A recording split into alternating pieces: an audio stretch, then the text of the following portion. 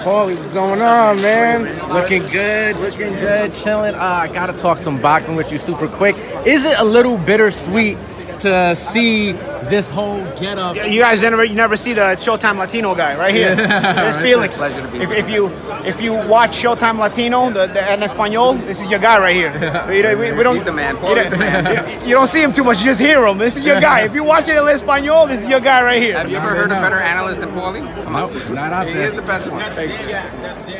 How does it feel to see this? It's like a huge setup, man. They didn't have this stuff like, back when you were champion and everything like that. No, man. You know what? I was telling my manager, I was telling a couple people, I was like, I don't really miss fighting. I don't miss the training. I don't miss. But then I see something like this, and I'm like, man, this is cool. This is the cool thing about being a fighter, I'm like, man, I wouldn't have minded being a fighter still and beat up on that stage like that, But, everything passes, and I'm happy that these young guys get a chance to enjoy it, and get a chance to look forward to it. Because, this is the kind of build-ups you need, man. A lot of big fights come across, and they're just kind of bland. The promotion is kind of bland and whatnot. I think this was a big announcement, a big way to announce the schedule. And now these guys can continue to promote their own individual fights. Was it kind of taking a page out of the UFC book, having everybody on the stage together like that? I don't know, because if it was UFC, there would have been a lot more yelling. Everybody would have just been yelling. I think it was done in a classy way. Not to say that it's bad if you're yelling. That promotes. WWE promotes yelling too, and they put asses in seats. So I'm not complaining about the yelling,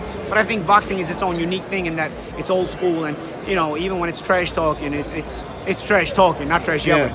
From a fan standpoint, I know me, I'm always sizing guys up, okay, this guy looks like this.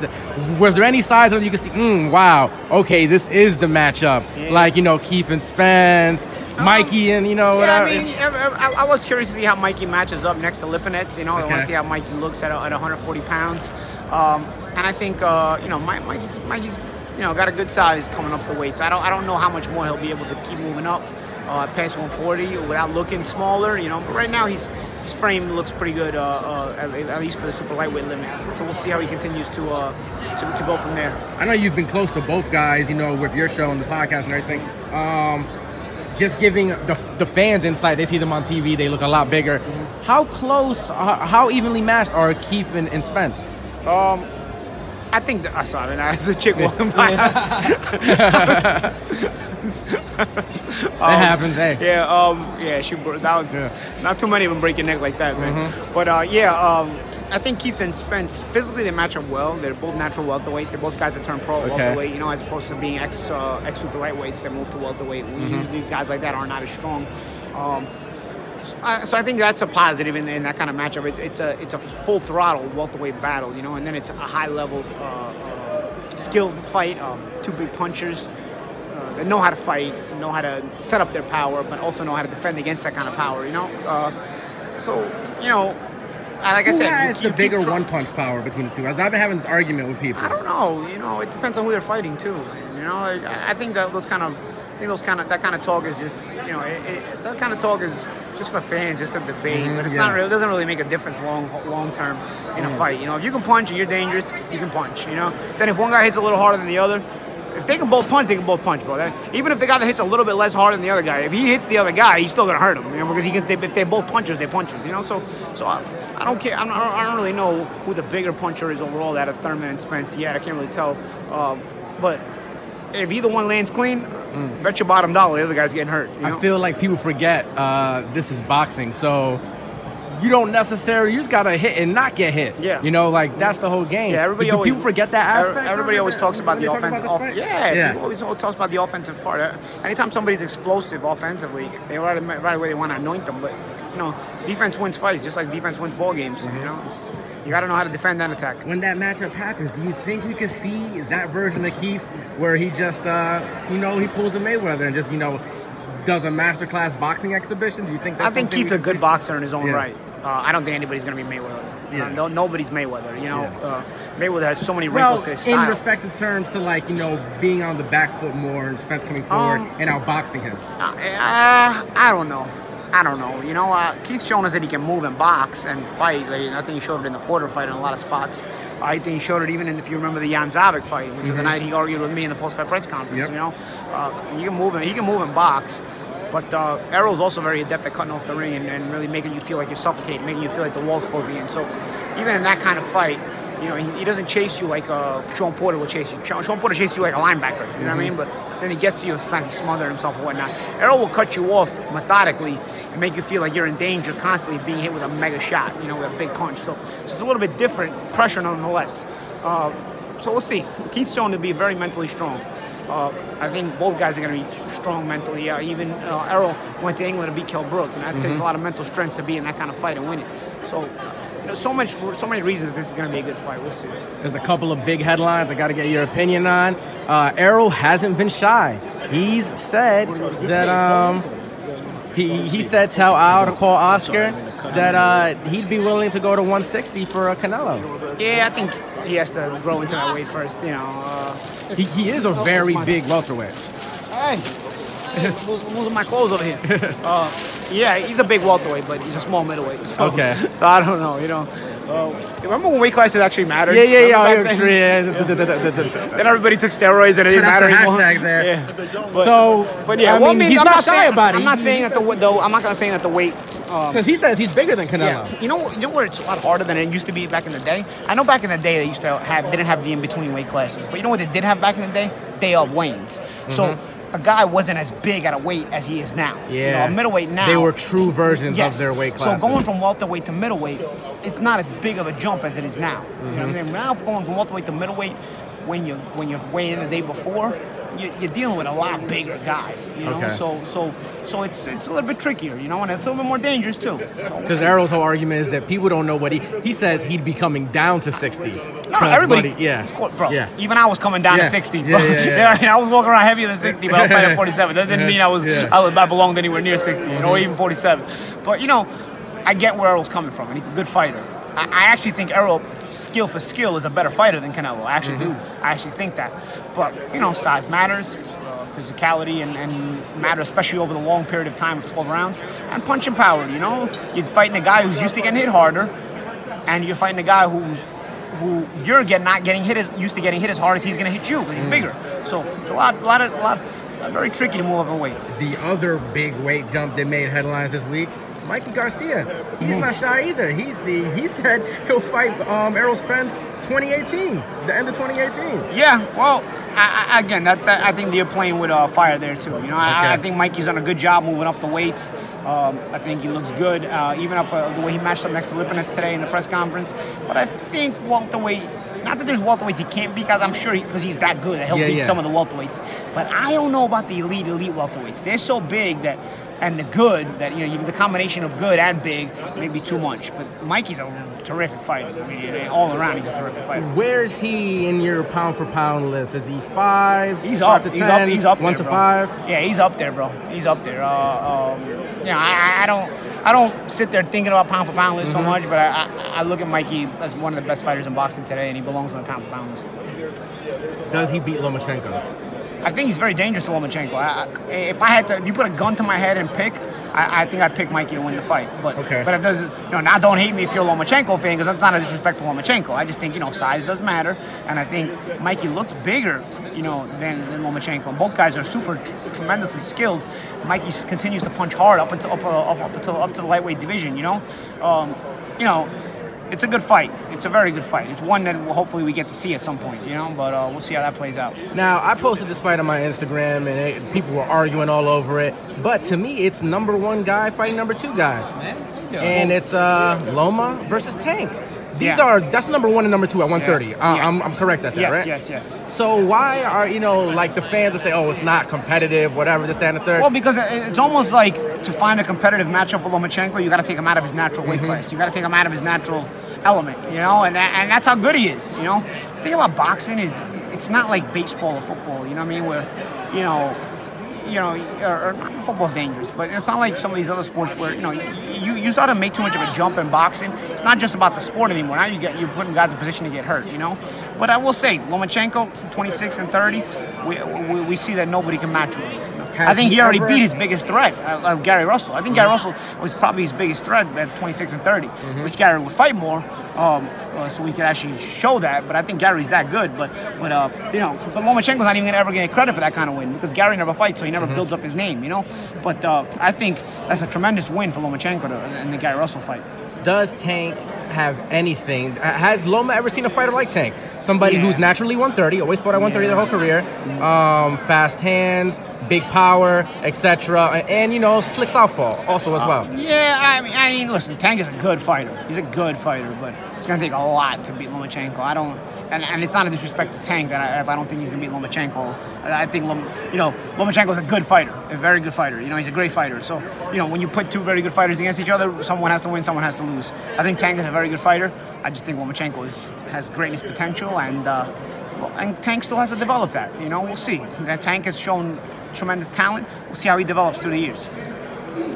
Let me ask you, Paulie playing with fire here, a little arsonist. Just burning the stick. Non-stop. The other super fight, which is, people are kind of torn. They say the super fight welterweight is Thurman Spence or Crawford Spence. Which one is the true super fight to you? Because I remember you told me Thurman Spence is true super fight. Okay, I want to see how Crawford builds into the welterweight division first. I think he's got a tough fight with Jeff Horn. I mean, nobody's really talking about that. I think the biggest. Jeff Horn's a big welterweight, and he's also a physical welterweight, which is more key. A physical welterweight in a weight class where you're not used to fighting at.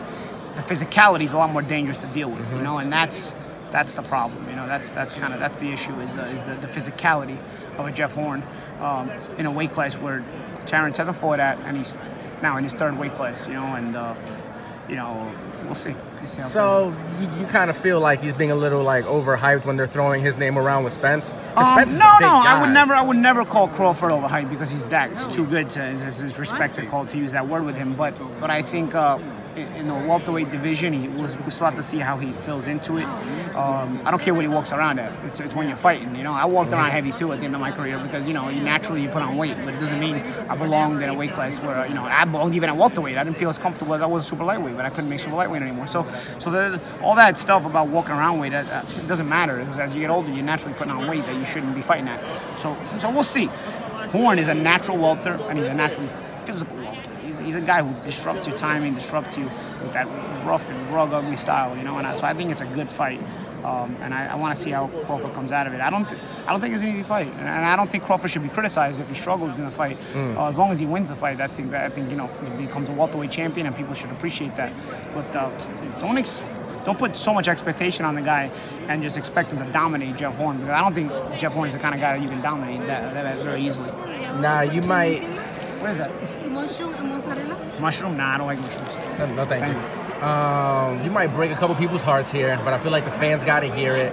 I think only crossover super fights happen with superstars, like when, Floyd Pacquiao, where you get, Al and Bob to work together. Yeah. Will the fans ever realistically see Crawford and Spence or Crawford and Thurman, Crawford and any welterweight on this side in the ring together? You're putting the cart before the horse, bro. I want to see him against Horn first. Yeah. Let's see how he looks against Horn, and then see if you still have the demand. Yeah, sometimes you get the guys that cross the political landscape. I mean, you saw Amir fight Canelo. Yeah. You'll see the. But you have to concede a lot, don't you? Or for instance, like when Rigondeaux fought Lomachenko, Tim Bradley and all these guys, they were completely calling the fight for Loma, from the opening bell. And nobody kept in mind that Rigo had to go up not one but two weight classes that he never fought. Yeah, I get it. So you have to concede to the announcement team and how they're going to promote it. Nobody will make it a 50-50 fight. Yeah, that's a shame. Well, we'll see. I don't know. We'll see how it plays out.